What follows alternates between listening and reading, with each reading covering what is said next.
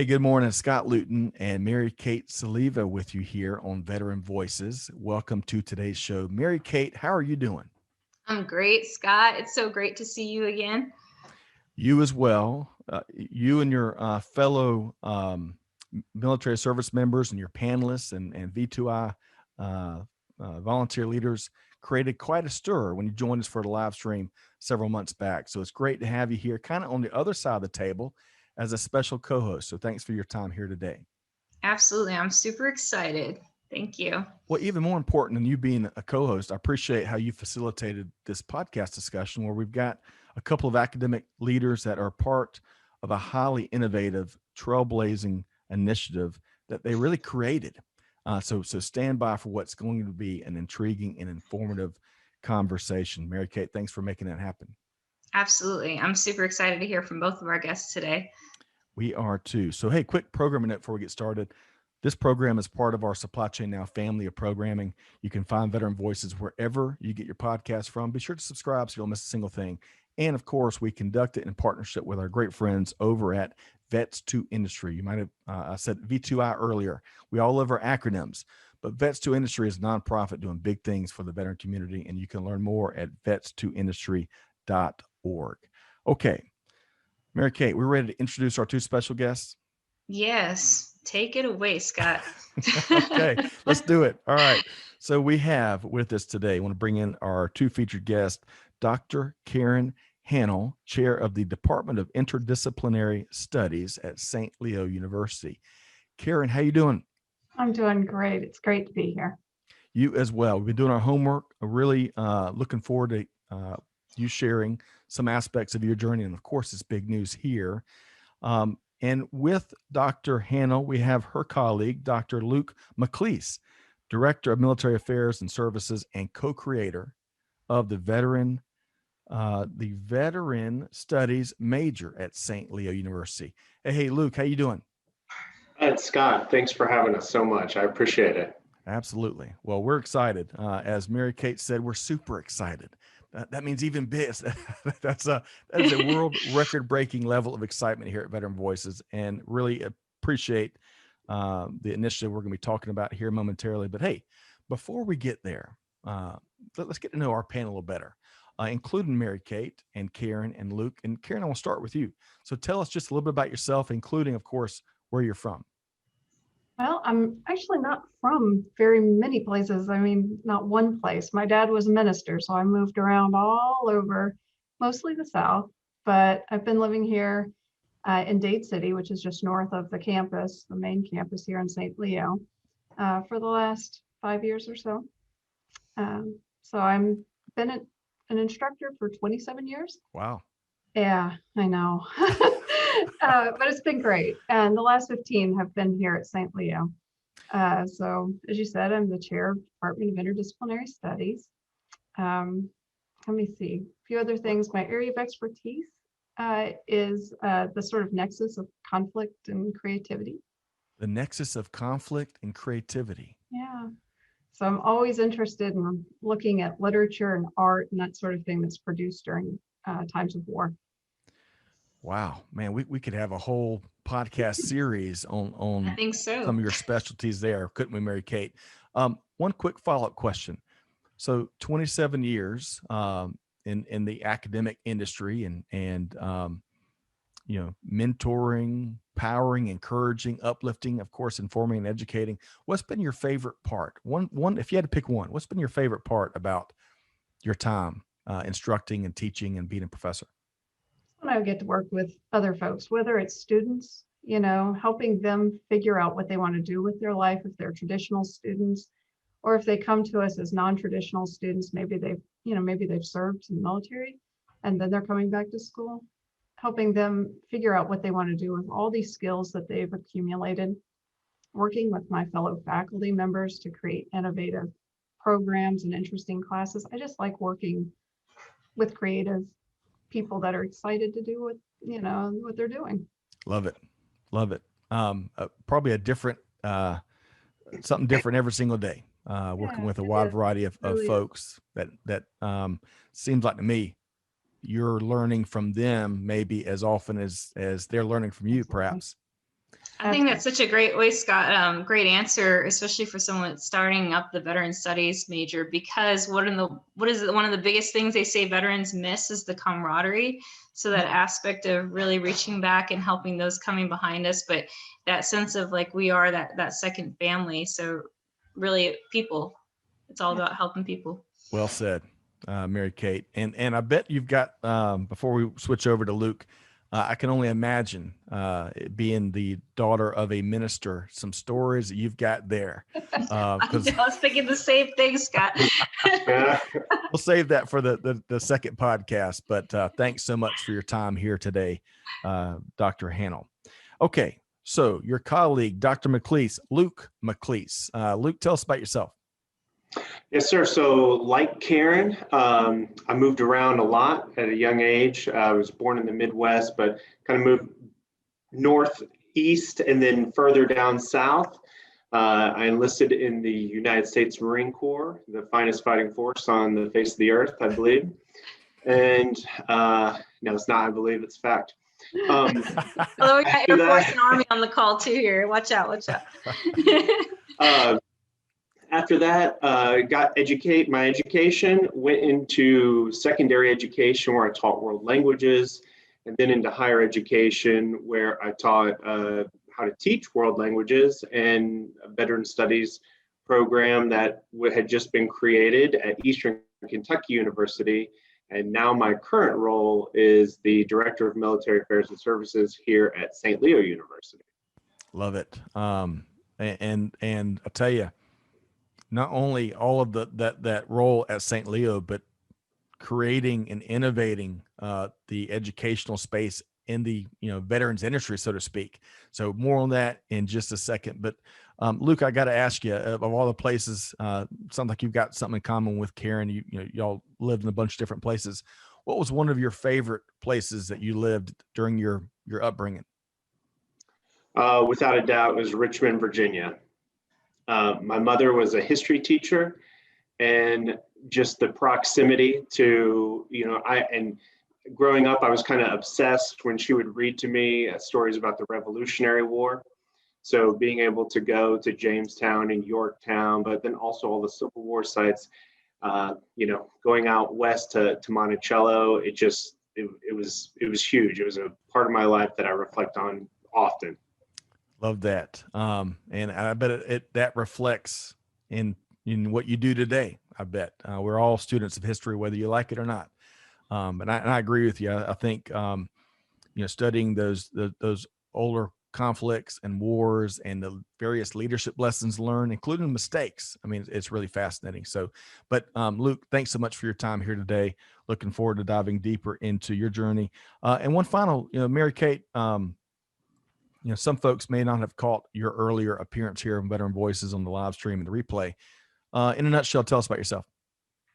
Yes. So thanks, Scott. I'm Mary Kate Soliva, and I'm actually active duty U.S. Army. I'm transitioning off of active duty right now. So I'm having that lived experience of what it means to transition. I am a Navy brat, even though I'm now Army. So my dad was in the Navy. And so I did, like Karen and Luke, could just end up traveling and living in different states.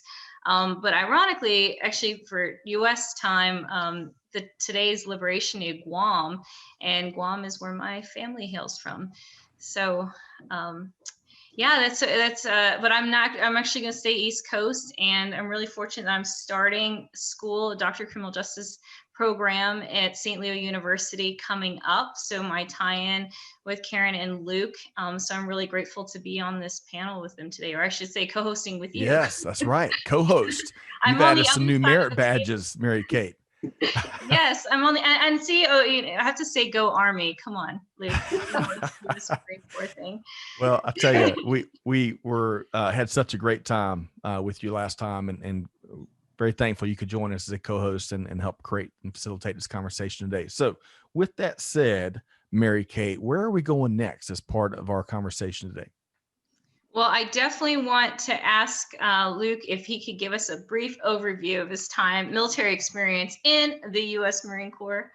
Makes me almost want to say yet, but I know your yet's probably a lot stronger than mine. We won't do that to the microphone. Yeah. So, I started out, I was an East Coast Marine. So I was recruited actually out of Western Kentucky. So I ended up going to Paris Island. And, as you might imagine, that was a lovely experience that you just want to do over and over again. Yes. But my time, so like you, Mary Kate, I'm actually the son of a sailor, right? So my father was a much, much, much older gentleman. He fought in the tail end of World War II. And so it was so much so whenever we would be traveling around those places in Virginia that I mentioned, people would see us at the gas station. They'd say, "Oh, you're on a road trip with your grandkids. That's excellent." My dad would be, "No, those are my children." So much to his dismay and much to my mother's dismay, but this is partly their fault because they purchased me the GI Joes that fed this. After high school, I was like, I'm going to join the Marine Corps. That went over like a lead balloon in the household. Really? And yeah. And my mother cried for about 2 weeks straight. And my father was like, "No, you're not going to," in his words, "you're not going to be a seagoing bellhop." That's what he said to me. So, long story short, so back to Paris Island. After Paris Island, I was really stuck on one job, and that was an infantry job. Because that's what I was like, if you're going to be in the Marines and it's going to stink and it's going to be a hard life, you might as well just do it all the way. So I went to the School of Infantry after Paris Island, and I became my MOS was a 0341. So I became a mortarman. I was on the mortar line. It was attractive to me because you did all the grunt, dirty work, but there was some mathematics involved and some quick thinking involved. So I like that aspect. I was on the gun line for about a year and a half when I was approached to kind of do our tryouts to be a forward observer. So I went to try out to be a forward observer. And so after this, I made the tryout. I was a forward observer for the rest of my time in the Marine Corps. So in the Marine Corps, it's a pretty dangerous role in the Marines. It's a crazy dangerous role because one thing is, we're so small and the budget is so poor that, for example, like it was supposed to be myself and a radio man. The whole time I was a forward observer, I never had a radio man. So, I was on the front lines, calling the fire, calling my own fire, making the adjustments. And it's really interesting because I know the Air Force, the Army, they've got, specific jobs. Well, even though my MOS was for mortars, I would call for 81s, I would call for 60 millimeter mortars, but I also called close air support. I also called for artillery fire, and I also called for naval gunfire. You didn't tell your mom how dangerous this is, did you? No. Once though, she asked me if I liked what I did, and normally my answer was like, "No, this is a hard life. What did I do? Why'd you let me do this?" Right? But I had to tell her when it came to the job specifically, the aspect that I enjoyed coordinated fire missions where mortars, close air support, artillery was involved, because I really felt then more like a conductor. Right. I always thought of myself as like a symphony conductor, because like I had certain times I could bring certain things into the battlefield, right? And it's fascinating. Different explosions and call for different flybys and get different results, and they all had to be timed out perfectly. And I felt like it was more of a dance that way. So I don't think I always imagined in my head like I was in a tux with tails. Well, that's got to make, and first off, I really appreciate your service and the nature of it, for sure. I was a lowly data analyst in Air Force, but it's got to, Luke, I tell you, it's got to make, after doing that and making those calls, on the radio, it's got to make every other phone call ever since for the rest of your life pretty boring. to some degree, Luke. Absolutely. Absolutely. You can't really Hey, see the now. impact right there, but regardless, as we talked about pre-show, it's tough to do what you give justice in a short amount of time. We'll have to have you back and dive deeper into your time serving in the Marines, but I really appreciate you sharing that today and how you're acting on your experiences, which we're going to touch on in just a minute. Now, before I go back to Karen, we talk more about her academic journey. I understand, Luke, that you and Mary Kate, that you are really good at mentoring and you take it very seriously. So, Mary Kate, why don't you, maybe I'll start with you. What, as being a beneficiary of Luke's mentorship, why is that important? Oh, it's so important. And I definitely I don't know where I would be right now in my transition from active duty without the mentorship that I've gained. I really had a lot of doubts whether I'd even get into a doctoral program. And I'm so glad that you mentioned Vets2Industry, because when I first started my transition last fall, it was in the midst of the pandemic. I felt really isolated. My guys were getting ready to deploy. So I was I felt left out on my own to figure it out, this next step of redefining my purpose, surviving without the Army, that sort of thing. And so reaching out and then finding out that St. Leo had this incredible program that was designed for working professionals. It hit every one of the boxes that I was looking for in a doctoral program. And the fact that I applied and got in, I actually got to speak with Dr. McLeese, with Luke, before I even found out I got accepted, which was incredible how easily accessible to have that kind of relationship and to build that with a professor before you even start at the school, especially for Luke, like who you represent as for representing the Office for Military Affairs, and me being someone that's in service right now, to easily reach you through LinkedIn, send you a message, you immediately responded, we set up a call, and you just made me feel completely at ease that I was making the right decision with going with St. Leo University. And I guess I sounded like an infomercial that go to St. Leo, but it's like, but it was really something that was great for me, because at the beginning of my transition, I actually had a retired naval officer tell me it was a big waste of time to pursue my doctorate. What? And I've had other people tell me that I was going to make myself overqualified, that it was a waste of time. And I'm also enlisted. So they're like, what does an enlisted person need a doctorate for? What are you going to use that for? And so I had so many these different voices telling me that it was the wrong thing to do, when everything in me was telling me it was the right path for me. So having met Luke, and for him to really help ignite that fire and say, yes, you can do this, it really has helped put me on this path. And I'm so excited that I went for it, and I'm now enrolled, and I'm excited to get started. Gosh, oh yeah. Karen and Luke, if I could have plenty emoticons, I think they're called, you'd have a huge heart filling up the screen here, Mary Kate. I love that. I love when I don't know about y'all, but I love when someone identifies that passion, and despite all the naysayers, they find someone that supports that passion, and now you're in the program pursuing that passion. So, Luke, that's got to make you feel pretty good. Absolutely. And I tell you what, here's the thing is I talk to a lot of people, especially after a big Vets2Industry event, right? So when I pop on there, I get a lot of people who want to connect afterwards, and I'm happy to speak to everyone. However, Mary Kate says, like, I owe this, that's total hogwash, because when she reached out to me, her enthusiasm and her, like, just even through the LinkedIn message, she was like, I'm going to get out in 6 months time. Here's what I'm doing. Here's what I plan to do. I was like, oh, well, I mean, she's got it figured out.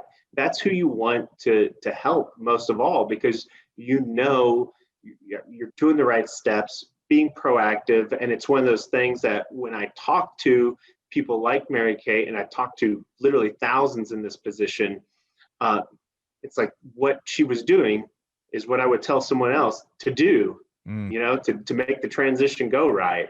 So folks, it was really easy.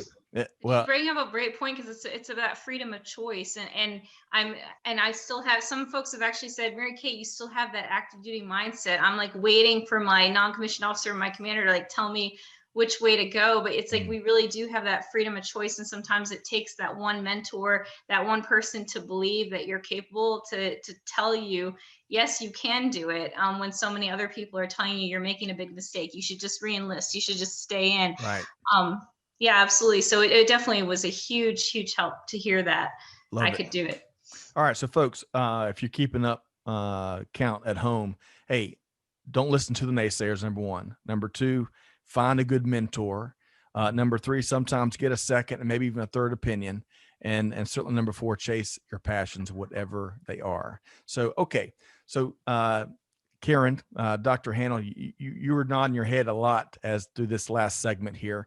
But first, before we talk more, maybe get your take on the power of mentorship. I definitely want to dive in a little deeper to your academic journey. So, 27 years in the industry, so to speak, in the field. I think 15 years at St. Leo. Is that right? That's correct. Wow. What was your impetus for becoming a professor and then later a PhD? Did you have what inspired you earlier on in your life? I don't know that there was any other place for me. My dad was a minister, but he loved poetry. So when I was growing up, he hated children's movies and children's books, and so he taught me to read using William Blake. So, Tiger, Wow. Burning Bright, In the Forest of the Night, the poetry runs strong in this family.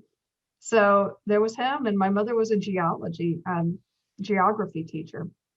And they were Civil War, just historian nuts. They loved going to the battlefields, and they would drag me and my brother.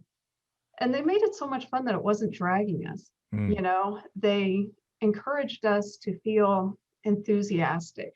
And I always remember my dad telling me that the root word of enthusiasm is entheos. That means moved by God, right?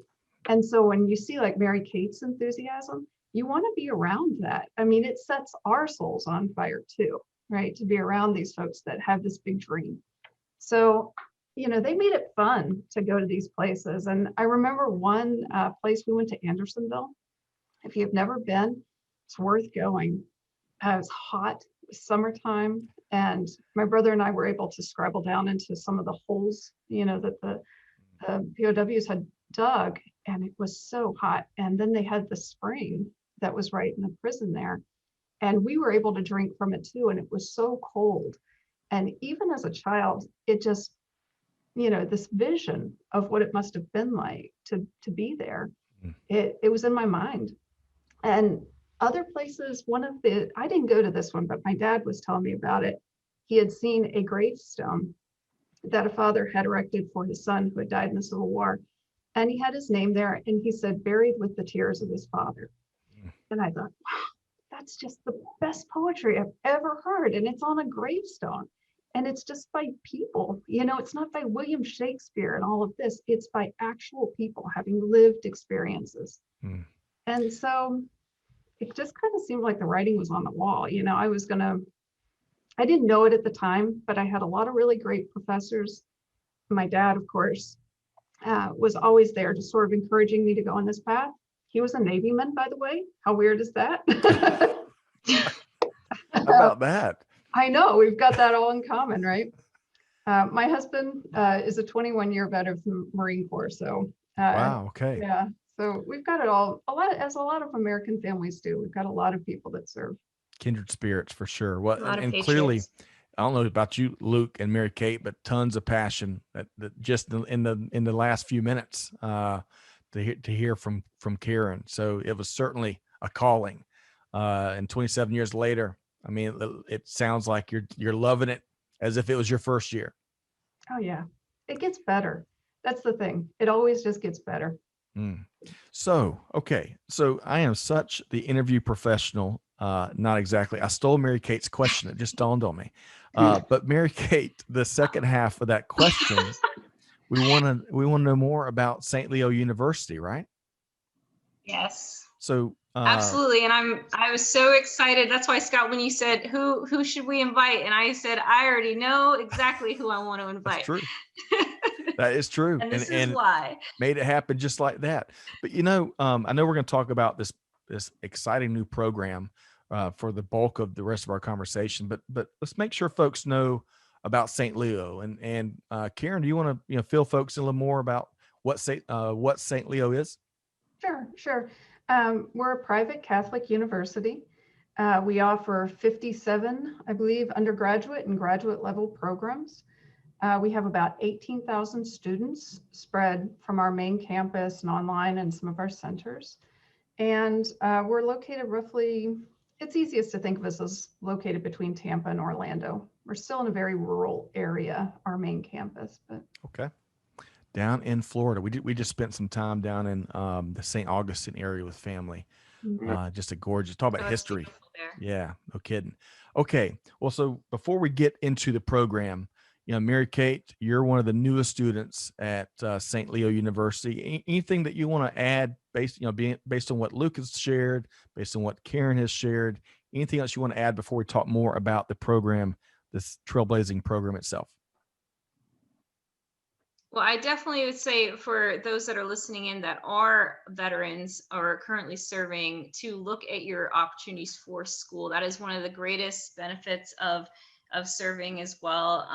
Besides serving this great country, is the fact that you get your schooling covered. And so I am actually using my post 9/11 GI Bill. And there's also something called the Yellow Ribbon Program as well, to look into utilizing your tuition assistance. But make sure you go to your educational center, your educational office, speak with your command, and then once you get that information about your schooling, share it with your troops, your soldiers, airmen, Marines. Just let them know about all these opportunities, because I definitely wish I had started earlier. I have a huge gap now from my master's degree in public administration at University of Guam to now starting with St. Leo. Last time I was in school was 2013. And a big part of that is because I didn't even know that I was able to pursue a doctorate coming from the enlisted side. It was something I saw officers pursuing, and I didn't know that I could use my post 9/11 for the GI Bill. Like, it looks like I know. So it was honestly like seeing Derek Moore. I'm giving him a shout out because I saw him on LinkedIn, and that he's a senior leader in the Marine Corps, and he's in the doctoral program at St. Leo. And I hit him up on LinkedIn and I said, "Hi, Derek, I'm Mary Kate. You don't know me, but could you tell me how you're in a doctoral program and you're enlisted and you're active duty?" And so he told me all these things, and I was like, I had no idea. And so I really felt, you don't know what you don't know. Right. So definitely find that out and share that information. I love that. And I know we're banging a drum on mentorship and resources and your network and all that stuff, but those are some proven ways of really filling in that blind spot you have, whether it's education or otherwise. So I love that, Mary Kate. So for the sake of time, I want to move forward into this big news. So yes, St. Leo University became the first school in the nation to offer a bachelor's degree in veteran studies. So Luke, I want to start with you here as we kind of dissect this news a bit. How did y'all identify the need? Tell us about that. So here's one thing: when you get the headline, it's we started this major, and Karen really, she was a genius to identify that St. Leo could hop in on this game, right? Because this is a field. This is an established field. It's a young field. It started in 2011 at Eastern Kentucky University, where my former institution. There is a journal that is, solely for veteran studies. There's a conference series. However, the handful of programs that exist have never gone past a minor or a certificate. So it's like we've been a decade, and it's exciting to see these programs pop up, but they've kind of stayed there stagnant. Right. And so the need really has arisen from people doing this work already. People were researching these intersections of the veteran identity and other aspects: health, education, sociology, anthropology. These things were going on, but it really was, at that time, that kind of coming home from the first push of Iraq time where people were like, okay, this can be a standalone field. We need to know more about this population, right? It can't be the stereotype anymore of like the old white guy with his Korean War hat on complaining about everything on the front porch, right? Like we have to have the real picture of what a veteran is and their experience match the reality. Right. And so it really had evolved out of a true social necessity, and the fact that people were already doing this work just under other disciplines. And it really took a group of people saying, let's bring it all together. Love it. Really. So formalizing everything that's going on, formalizing it, kind of creating an academic community around it, an opportunity, a credential, and then some. So I love how you describe that. Let's talk about the planning process, Karen. So once that need was identified and the team rallied around that, how did the planning process play out? It started really in 2017, and I started talking to my bosses about getting a Department of Interdisciplinary Studies together, because there wasn't going to be a department that could handle some of the programs that we were envisioning. And they took a chance on it. I was really proud of them. It's the first new department that we'd had in College of Arts and Sciences in more than 20 years. You ask for a new department and then they make you chair of it. So we're glad you took it. Right. Ask and you shall receive. But the first degree that we launched was medical humanities. And that one was a little easier because the field was a little older and people were familiar with it. We got veteran studies, started really working on that. And I guess I started working on that in 2018 beginning, but it was really the last 2 years. And part of the reason that it took a little bit more was that Luke and I and the 8 other faculty members that were putting this together had to not only, create the proposal and the curriculum and everything, we had to, in many ways, educate our colleagues around us as to what veteran studies is, and that took some time. And I'm really grateful to St. Leo and to our colleagues who had an open mind, to be able to discuss works that maybe they had, taught for years, decades even. And I'm saying, can we put a new lens on this? And they said, yeah, let's try it. So I love that. And Luke, you're right. I think veteran, and there's a handful of words like it where maybe there's some long held assumptions about what that is and what that means. And as you and Mary Kate and really Karen all have spoken to at various points so far, is that definition continues to evolve, and it really represents wide scale diversity, and it's a beautiful thing. So I want to, Karen, we're going to keep going with you as we talk about some of the core components. But before we do that, Mary Kate, when you think civilians hear the word veteran, I mean, do you think that we still have work to do to make sure that an accurate version of that definition comes to mind? Absolutely. I think there's still, I even have some of my colleagues that don't even want to file for a disability claim because of the stigma that's surrounded, where you say you're a veteran, you must automatically have PTSD, post-traumatic stress, and that you might come in and shoot everybody at work. And that's not to say that everybody thinks that way, but there's still some connotation, negative connotations associated with, oh, you're a veteran, specifically and they assume you're a combat veteran. You must have been in Afghanistan, and what have you seen? What have you been exposed to? And so that I do think, and even in the media, how media, pop culture, I think those are important factors to take into of how they portray veterans. Right. Absolutely. Good points. Great points. We got a whole lot more heavy lifting to do, which is one of the reasons why I'm so excited about this program, first of its kind in the nation. So, Karen, can you shed a little more light on, what are some of the core components that make up this new first in the nation major? Absolutely. Well, the first thing is, this is open for veterans and non-veterans alike. So you don't have to have served to get this degree. folks that come to this degree, you know, maybe they're in ROTC, maybe they've served, maybe they were like me. I mean, I'm not a veteran. I was just always interested in the connection between, you know, conflict and society. Yep. Might be those folks, you know, that are interested in going into a career that serves veterans. Whatever the case may be, this degree is going to allow them to sort of analyze human experience through the lens of military life and post-service experiences. And what they'll do with that is they'll take 5 core courses, things like Introduction to Veteran Studies, which Dr. McLeese is going to be teaching for us in the fall.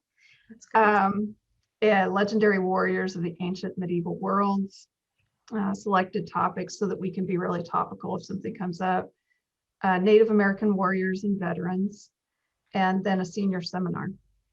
So they take those 5 core courses, but then they also choose 8 elective courses from a approved list. So those things might be like military psychology, the role of military in the modern world, that sort of thing. Man, I might have to become the latest St. Leo student. That sounds like some really. Let's do it, Scott. We'll all be lions. I'll let y'all smart people do the PhD program, but I love that well-roundedness is what I'm hearing that make up the major. Okay, so I want to talk about impact for a second, and I want to get all three. You know, Mary Kate, you got this hybrid role today. You're co-host, but also I want to get your take on some of these things. So, but I want to start with you, Luke. Let's talk about impact for a second. So, as a veteran, and even taking the veteran hat off as an educator, as an academic professional, as a community leader, you know, speak to the impact you think this program will have. Wow. The potential impact for this program, and honestly, not because it's coming from us. I mean, really, the outcome could potentially be enormous. And let me give you a few examples why. Number one, highlighting the attributes of veterans and that experience. And as you said before, Scott, you know, the individual kind of aspect of that experience. Yes. But just like what Mary Kate was talking about earlier, you know, showing that, hey, look, there are veterans that are getting doctoral degrees. There are veterans that are leading Fortune 500 companies. There are veterans that are leading their community in politics and volunteerism and all these things. And I think that's one of those things, and Karen and I have talked about it a lot. The spectacle of the veteran has been left, as Mary Kate was saying, by the media and kind of just pop culture as, hey, you're a hero, or hey, you're broken. There's no in between, right? And so sharing with everyone the in between, and the importance there is, can you imagine a politician who is informed of the outcomes of military service before choosing to send troops somewhere? Can you imagine a VA worker who maybe never served in the military, and before I walk in the doors and I'm the first veteran they've ever met in their life, they would at least know about the experience, right? And have an idea of the good, the bad, the, you know, all the in between. Can you imagine, you know, public safety workers being informed in this major and knowing exactly when they meet this minority of veterans on the street, like what the experience is like past the Rambo movie, past a book, past, you know, a mixture of grandpa's stories, you know? I think the social implications of this could be enormous. I'm with you. Out there. There's over 45,000 veteran service organizations out there. So the interest is out there. And it's like, why are there over 45,000 veteran service organizations? Because there's so many aspects of the veteran space that are unexplored, and we still have a lot of work to do.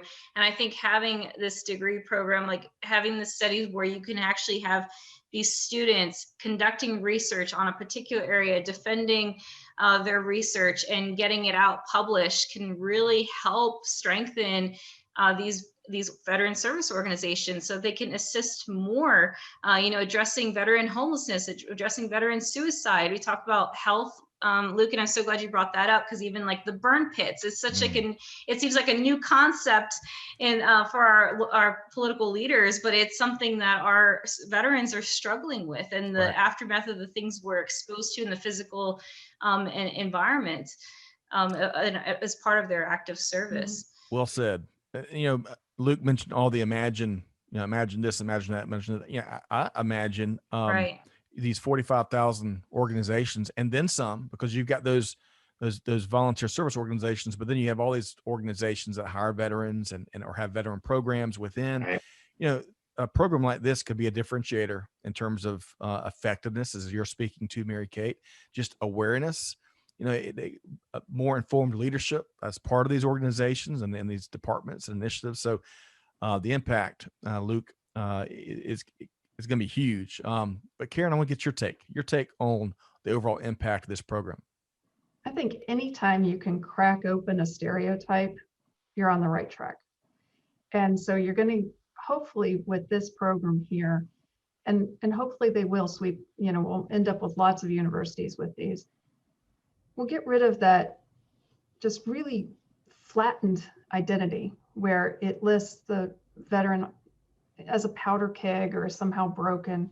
Right. And instead, you get rid of that. You start saying that there's all these different people in here and they have all these skills and all these experiences. And instead of saying, oh, you poor thing, you start to say, how can your skills make my organization stronger? Because man, they do have the skills, they have the experiences. And I think too often that's just overlooked in favor of this kind of, oh, you're fragile, right?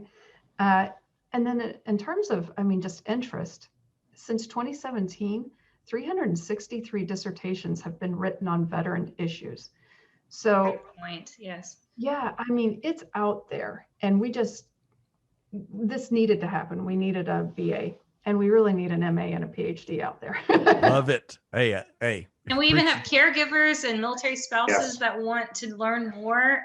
Like we have those who have never served a day in their life that want to learn more. They want to understand. Maybe their parent was in service or their grandparent, and they just want to know more. And they grow passionate about helping and want to find a way to do that. But I really do believe that the research coming out of this program can really help benefit. You see a lot of these organizations quoting studies, and we need that published work in order to help our leaders in this country make those important decisions for us. Love it. Okay, so I'm going to ask one more question, and then we're going to kind of start to wrap as Mary Kate's going to talk about transition and get y'all's take there. But I'm not sure how this works. I am not. They barely let me into college, so they certainly aren't going to let me teach. So if a company, fortunately, as we've seen corporate America make some strides in the last decade or so, we're seeing real action behind hiring initiatives and other real support where companies are making investments. If a company listening would want to create a scholarship fund or whatever that's called, to help students that may not can afford tuition and stuff, could they create those things and tie it to the veteran studies major? Absolutely. Okay, let's reach out to one of y'all. Yeah, they can contact me. Yeah. Okay, wonderful. All right. Okay, so Mary Kate, as much as I hate to leave that big news, and we'll keep our finger on the pulse, and as it continues to grow and evolve and develop, we'll get an update. But veterans and transition, a big topic here, right? Yes, let's talk about the veteran transition, because that is what I'm going through right now. I'm having a lived experience transitioning. I'm not retiring. I'm getting out and at the halfway point. And so I really would love to hear your thoughts. Any important advice that you may have, Luke, for our listeners tuning in today that you care to offer about the military transition? Yeah, absolutely. So I think this is vitally important, is not to give the negative energy that so many people give to the word transition, especially coming out of the military, because no matter if you do 4, 8, 12, 16, 20 years, Plus, there is a time in your career where you're going to undergo that transition, right? I mean, it's just going to happen. What we've done as a society is we've kind of over fetishized this idea of transition, that just because someone is leaving the military, like it has to be negative. It doesn't have to be negative at all, right? We can grow on our experiences. We can add to our new experiences. We can take those tools, whether they're hard skills or soft skills from the military, and make them work in the civilian space. The thing is, you just have to be conscious about it. And everything that goes wrong, you can't say, oh, this is because I'm transitioning and, you know, no civilian understands me. You know, well, that was me this morning. What do you I mean, and it definitely happens. But you know, what happens when you get in that situation, you need to be like, okay, well, I'm in a new space. Someone doesn't understand me. What do I need to tell them so they understand me, right? What are your needs? And then you can move past it. But it's definitely don't give that word the negative connotation, right? Don't overdo it.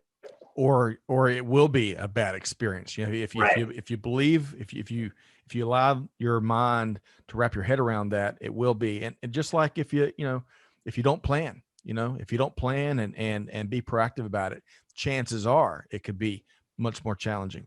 So and take care of yourself, right? And include your families, because your family's going through the transition too. And right. I definitely wish I had realized that like day one. Really, your family's transitioning as well, your spouse, your kids. So include them in this process, on this journey, and don't be too hard on yourself, because I've had some of those days.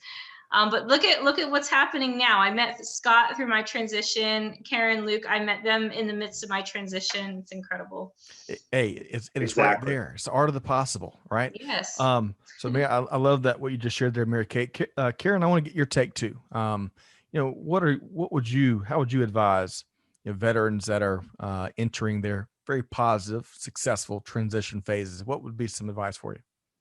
I'd give them the same advice that I give any of my students, which is reach out to your professors. We have office hours. We're in our offices, even if it's by Zoom and not in person. Go talk to them. And if you don't click with one of them, that's fine. Keep shopping. Talk to more of them. Sit in their offices, because you don't know what you don't know, right? You don't have to just come and say, I don't understand chapter 17. Just come and shoot the breeze with us, and we'll help you in your journey. And that's so important. I had a student one time who was pulling a B. She finished my class with a D. A year later, I ran across her and I said, what happened in there, by the way? And she said, oh, that was the semester my dad died. And I was like, why didn't you tell me? Work with us, help help you, So you have to have those conversations. Just stop by. You don't have to have a name. Just say hello and open that conversation, and you find the support you need.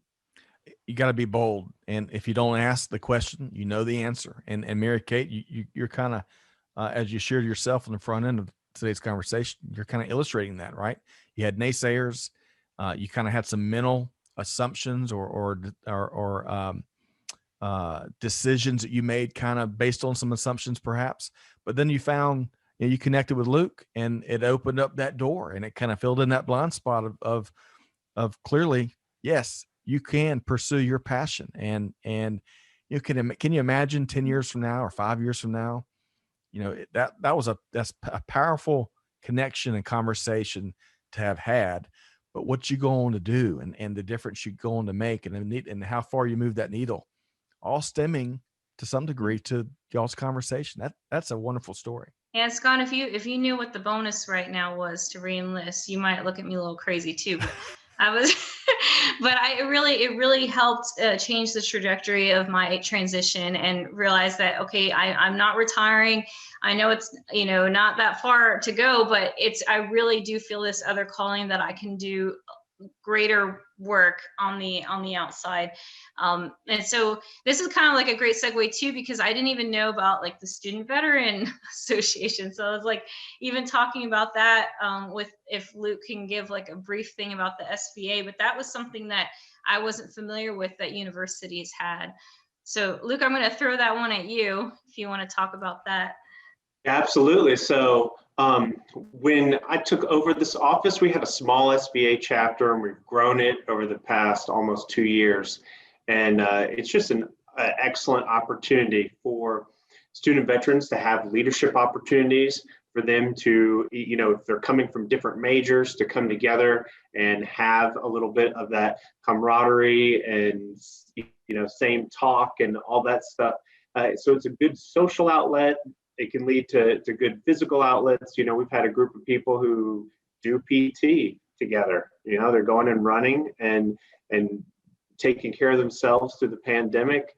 And then we're also going places, SBA conferences, and then that leads to humongous networking opportunities. And we've had a lot of students who landed some nice internships and jobs as a result of that. Love Luke, that. you told me there was running involved. Hey, No, that was a group of people, and they elected to do that. Aaron, are you out there too? 0500. Well, it sounds like to me. Florida, come on. Definitely not mandatory. Definitely not mandatory. I'm not a part of that either. So listeners, if you're a veteran in transition, planning transition, or if you're just, you're already out and you're looking at educational opportunities, you name it. It sounds like these veteran, what y'all call it? VSA, veteran? SVA, Student Veterans of America. SVA. So it sounds like another great resource to add to your laundry list of things to check out and fill in that blind spot. Okay, so Eureka moments, one of our favorite questions around here. As we talked about pre-show, I don't know about y'all, but some of these days it feels like I'm having a Eureka moment by the hour. Other days a little bit easier, but we're all fighting through this crazy time, that we've never experienced. If you're parents, gosh, if you're like us, you have to become remote teachers and technologists, and you got to be the IT team at home, which is crazy sometimes.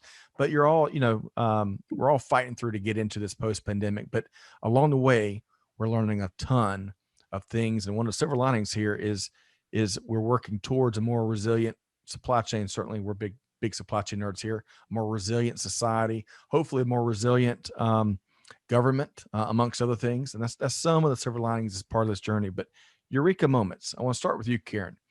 So any Eureka moments that really came to mind that really maybe were more powerful than others for you lately?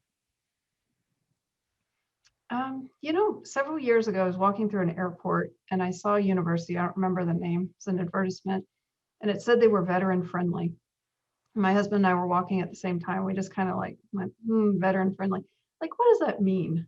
Are there universities that tag themselves as not veteran friendly? and it stuck in our minds. And when it occurred to me, it was a light bulb going off as a Eureka moment. This degree, this changes the conversation from veteran friendly to veteran embracing. It really turns it from being a one-way street where you're sort of saving the veteran to a collaborative agreement where we learn together. And I thought, that's it. That's how you break through veteran friendly to veteran embracing. So it means something. There's value. There's a definition. I love that. I've never stopped thinking about that. Do folks, as you said, advertise as being non-veteran friendly as a differentiator? That's such a great. Get out. That's right. Thank you very much for sharing. I think that's important. So if you're business leaders listening to this podcast, yeah, business leaders. If you look for veteran friendly on Google, you get 863,000 results. Wow. It's a tidal wave of meaningless term. There's no value, no definition there. So if you're a business leader listening to this conversation and you're using jargon like that, you might want to call a timeout and get with your team and say, hey, what does this mean? How are we acting on this? Love that, Karen. That is worth the price of admission. That and ethos, what you shared on the front end. Ethos, yeah. So I love that. I saw you taking notes. Yeah, I was about to say, I saw Scott write that down. Well, I dropped 3 pens, so I'm writing in red ink now. But regardless, Luke, same question for you. Eureka moments. What's been a powerful one for you lately? So maybe not necessarily lately, but I will say this, it took me a long time to get to this. And I think it applies nicely to anyone's transition, not even only out of the military, but at any phase of life. That is, you absolutely can do, anyone can do anything, right? I firmly believe that. I have a growth mindset, and I know I've seen it time and time again. You just have to start where you are. I love that. Luke, you got me ready to run through this wall back behind me here. I'm telling you, there is abundance in the universe. There is abundance in the universe. And Yes. You said it very well there, Luke. Okay, Mary Kate, you're not getting out of this question. I bet you've got thousands of Eureka moments, but what's been, whether a current one or one from a while back, what's been a powerful one for you? The one that I immediately thought of right before we started, you had mentioned to Karen about how to address her because she wears many hats and has the different titles. And that was, I think, something that I was putting myself in a box as someone on active duty. I was like, I'm a non-commissioned officer. I'm a staff sergeant. This is my box. This is my lane. I'm in PSYOP, psychological operations, and this is my lane. But to realize that I could volunteer for a veteran service organization, and I can volunteer to combat human trafficking, which is a passion of mine, and I can be a Rotarian, I could do other things and still wear multiple hats. And so I think that was a big Eureka moment for me, that I had some colleagues from the outside looking in, like, Mary Kate, you've been doing this, but now you're just going to have more time. You have the freedom of choice.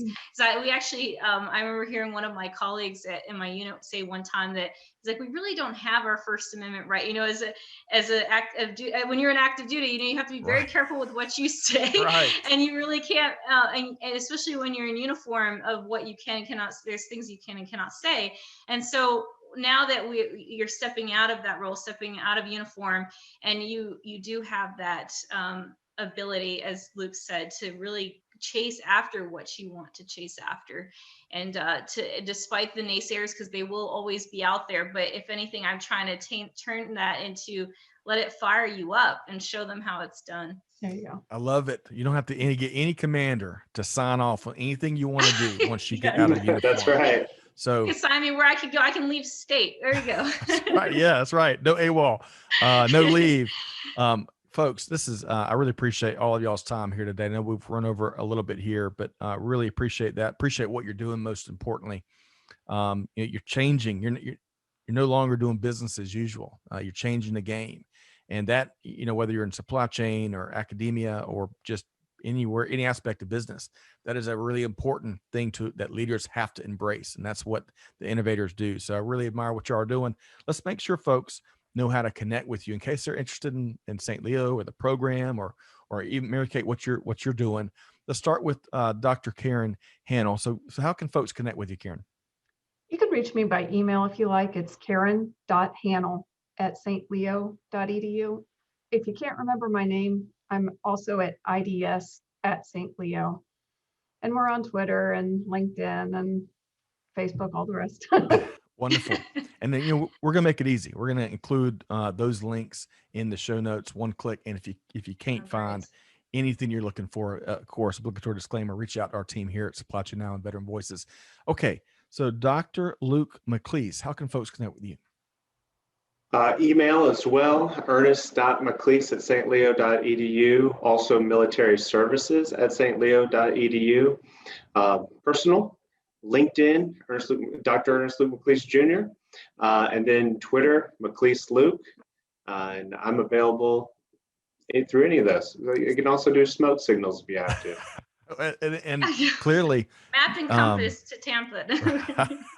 Well, and clearly access, I mean, it's proof in the pudding with what Mary Kate shared earlier. Easily accessible. I love that. And Mary Kate, last but certainly not least, how can folks connect with you?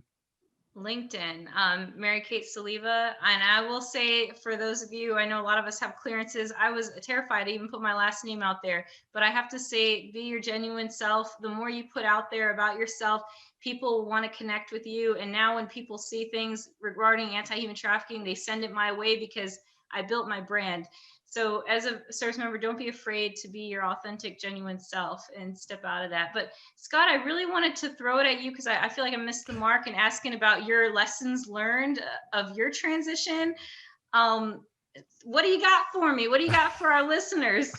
Well, I tell y'all, this one of the central themes of this whole conversation is when I look back, I wish I had embraced that. You know, I think all of us leave the service with a little bit of that chain of command, a little bit of that, you know, do I need to ask permission? You know, you've got that.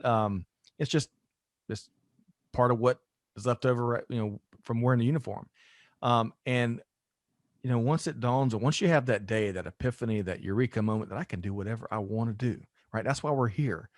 I think the sooner you can embrace that. Some folks embrace that early in life. Other folks are you know, late bloomers. Nothing wrong with that. And we're all on our own schedule and cadence and timing. But life changes when you embrace that. You can do exactly whatever you want to do. And it is inspiring to me to hear this conversation. And Mary Kate, you know, how you had that eureka moment that you shared earlier, and now you're pursuing your passion.